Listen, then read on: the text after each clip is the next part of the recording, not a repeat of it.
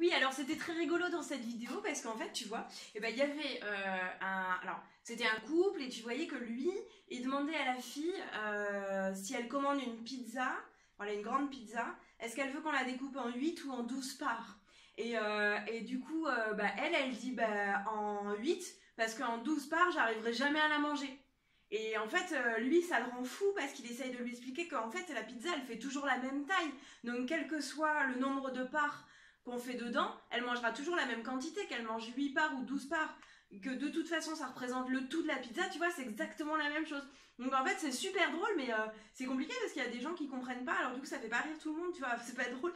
Moi, ça m'a fait rire, mais c'est vrai que c'est pas. En fait, surtout, c'est pas drôle de se moquer des gens qui comprennent pas ce genre de truc parce que ça veut dire qu'à un moment donné, ils ont pas compris ça en classe et du coup, c'est super compliqué, tu vois. Voilà, mais justement, tu vois, on parlait un peu de toi. Et de l'histoire, tu sais, de la pizza qui est découpée, tu vois bon bref, enfin tout ça, ça parle des fractions en fin de compte. Et c'est vrai que les fractions, c'est souvent un truc, les fractions, non, vas-y, m'en parle pas, c'est bon, j'ai jamais rien compris à ça à l'école, de toute façon, je suis nulle en maths. Non, c'est pas vrai, c'est juste que t'as pas eu la bonne représentation des fractions, on t'a pas bien expliqué, t'as pas bien écouté, il s'est passé quelque chose, mais on n'est pas nul là-dessus parce que tu peux tout à fait comprendre. Alors, je vais te montrer l'histoire de la pizza là dont je parlais. Voilà. Donc, alors, l'histoire de la pizza, elle est très simple. Qu'est-ce qui se passe ici? On a une pizza. Et donc, quand le jeune homme demande à sa copine, il lui dit est-ce que tu veux que je la découpe tu la demandes en 8 ou en 12 parts? Bon, ben voilà, en fait, en gros, en 8, ça veut dire qu'elle a été coupée en 4 et puis encore, hop, redécoupée. 1, 2, 3, 4, 5, 6, 7, 8, ok. Et puis, la même pizza, tu seras gentil avec moi, tu reconnaîtras qu'elles font la même taille, hein. Cette fois-ci, on la coupe en 12. Alors, en 12, j'aime pas trop. Ça veut dire en 6 et puis chaque part encore en 2. Hop, voilà, c'est bon, j'y arrive, je suis contente. Tac, voilà. 1, 2, 3, 4, 5, 6, 7, 8, 9, 10, 11, 12. Donc, tu vois bien que ici, on a la même pizza au départ. Ici, elle est découpée en 8. Ici, elle est découpée en 12. Mais tu admettras quand même bien volontiers que si tu manges les 8 parts ici ou les 12 parts ici, quoi qu'il arrive, tu auras mangé exactement la même quantité de pizza. D'accord? Tu auras mangé ta pizza entière. Donc ici, tu auras mangé 8 parts sur les 8 qui auront été découpées. Hein, ce qui est en bas, c'est ton découpage. Et puis ici, tu en auras mangé 12 sur les 12 qui auront été découpées. Mais au final, exactement la même quantité de pizza. Donc, qu'on coupe en 8 ou en 12, après c'est peut-être psychologique, hein, manger des petites parts ou des grosses parts, c'est plus facile, ça je ne sais pas, c'est un autre débat. Alors, pourquoi je te parle des fractions? Parce que souvent, ces fractions, en fait, on les représente avec des pizzas, et puis après, on te demande de les représenter sur un axe gradué avec des nombres entiers qui sont entre les deux. Et là, tu regardes la fraction, tu regardes l'axe, tu penses à tes pizzas et tu es perdu, c'est normal. Alors, on te demande de placer des points dont les abscisses te sont donnés. Alors l'abscisse, c'est simplement la position de ton point sur l'axe. Où est-ce qu'il est placé? Donc le point A, on va le placer à l'abscisse 9 quarts. Ouais. Et là, tu es content parce que tu vois 9 quarts. Ici, tu vois 0, 1, 2. Tu vois pas bien le rapport. Bah non, tu vois pas bien le rapport, effectivement. Eh bien, c'est normal. Et je vais t'expliquer comment ça fonctionne. Ici, quand tu as un axe gradué, la première chose que tu dois faire pour pouvoir placer des nombres sous forme de fractions sur un axe gradué, c'est savoir à combien correspond une petite graduation. Pour trouver ça, c'est très facile. Tu n'as qu'à compter le nombre d'intervalles qui se trouvent entre le 0 et le 1. En gros, qu'est-ce qu'on regarde en faisant ça? Je regarde le nombre d'intervalles 1, 2, 3, 4. Ça me sert à regarder le découpage de ma fameuse pizza. Ma pizza entière, une pizza, est découpée en 4 parts. D'accord? Bon, alors tu vois, là, ici, j'ai vu qu'il y avait 4 parts dans mon unité. Ça veut dire que chaque graduation, celle-ci, elle vaut 0.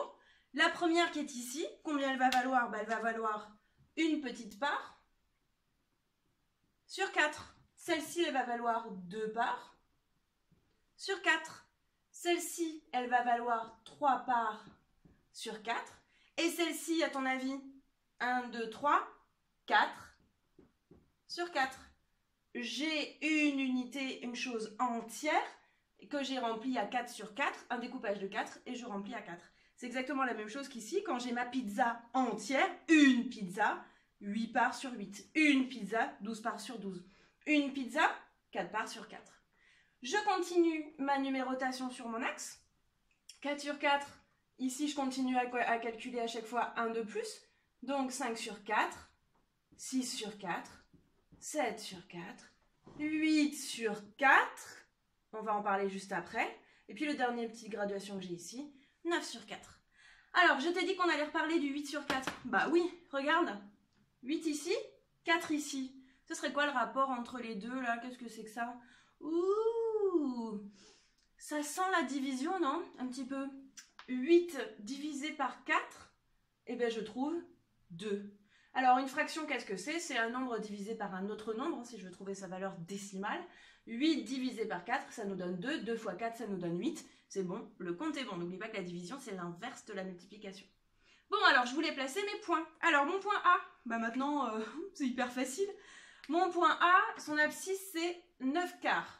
Alors, 9 quarts, 1, 2, 3, 4, 5, 6, 7, 8, 9. Eh bien, A, je le place ici. Moi, je le mets comme ça, je fais une croix, je marque A, et puis je mets son abscisse au-dessus. Le point B, 3 quarts. Alors, ici, je suis à 0, 1 quart, 2 quarts, 3 quarts, c'est ici. Le point B, c'est bon. Le point C, 1 demi. Ah, ok, sauf que 1 demi, moi, je ne l'ai pas. Nous voilà bien. Et oui, alors, que se passe-t-il pour le 1 demi? Si tu as un problème parce qu'on te propose une fraction sur 2, alors que ton découpage est en 4. Eh oui. Donc là, c'est à toi un petit peu de trouver une ruse. Hein. Il faut être un petit peu stratégique, mettre en place une petite astuce pour pouvoir placer ton 1 demi facilement. Cette astuce, c'est de modifier ta fraction 1 demi et de la ramener à une fraction sur 4. Je te montre. Ici, tu as 1 demi. Moi, je voudrais une fraction qui lui soit égale, mais qui au lieu d'être sur 2, soit sur 4. Alors une fraction, attention, hein, c'est un équilibre, donc si je fais quelque chose à ce qui est en bas, je fais la même chose à ce qui est en haut.